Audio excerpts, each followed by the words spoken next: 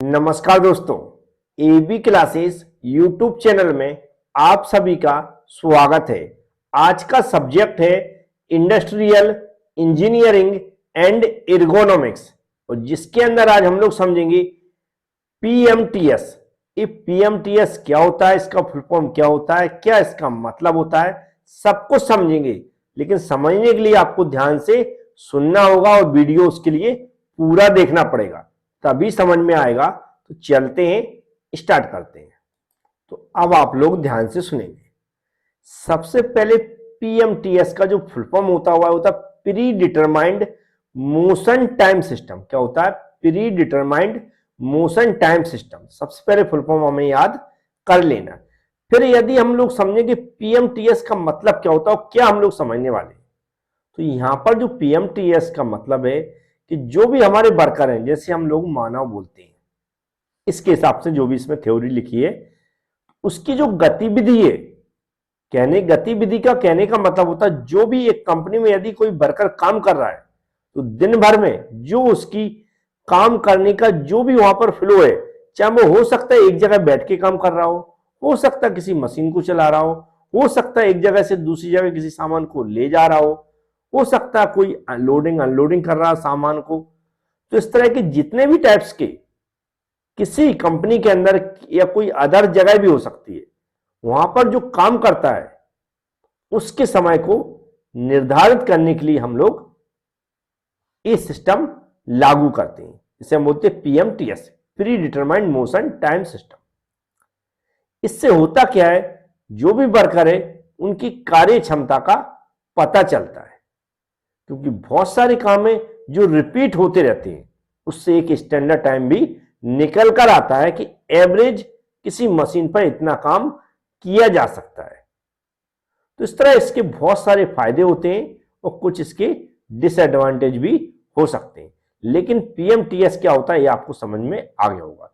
Normal word में फिर से एक बार मैं रिपीट कर रहा हूं और यहां पर डेफिनेशन लिखी उसको भी मैं समझा दूंगा कि जो भी हमारा वर्कर है उसकी किसी कंपनी के अंदर या कोई अदर जगह वर्क प्लेस हो सकता है, वहां पर कोई आदमी काम कर रहा है, तो उसकी जितने भी टाइप्स की एक्टिविटीज है उन एक्टिविटीज में लगने वाले समय को निर्धारित करना, एक स्टैंडर्ड समय निकालना किसी भी काम में लगने वाले समय को। तो उम्मीद है इससे होता क्या कि यदि किसी मशीन पे कोई आदमी काम कर रहा है तो उस मशीन की क्षमता का भी पता चलता है और एक इंसान एवरेज कितना काम कर सकता है वो भी पता चलता है। या एक जगह से दूसरी जगह किसी सामान को ले जाया जा रहा है तो कितने समय में कितना काम किया जा सकता है उसको भी निर्धारित किया जाता है। एक वर्ड में बोले तो वहां पर हम जो वर्कर है उसकी कार्य क्षमता का पता करते हैं कि कितने समय में वह कितना काम कर लेता है। इससे क्या होता है कि जो भी हम शेड्यूलिंग बनाते हैं, एस्टिमेट बनाते हैं, किसी को हम नौकरी पर रखते हैं काम के हिसाब से, इस सब कुछ डिसाइड करने में हेल्प मिलती है। तो उम्मीद है अब आप समझ गए होंगे पीएमटीएस क्या होता है। और इस समय को जो कैलकुलेट करते हैं हम लोग समय, ये स्टॉप वॉच की सहायता से कई जगह इसका उपयोग किया जाता है। स्टॉप वॉच से हम लोग टाइमिंग की कैलकुलेशन करते हैं और ऐसा नहीं कि एक बार में कैलकुलेट करते हैं, इसका पूरा एक क्या कर सकते हैं, हम पूरा बहुत सारा डाटा लेते हैं फिर उसका एवरेज निकालते हैं, ना कि एक दिन के अंदर करते हैं।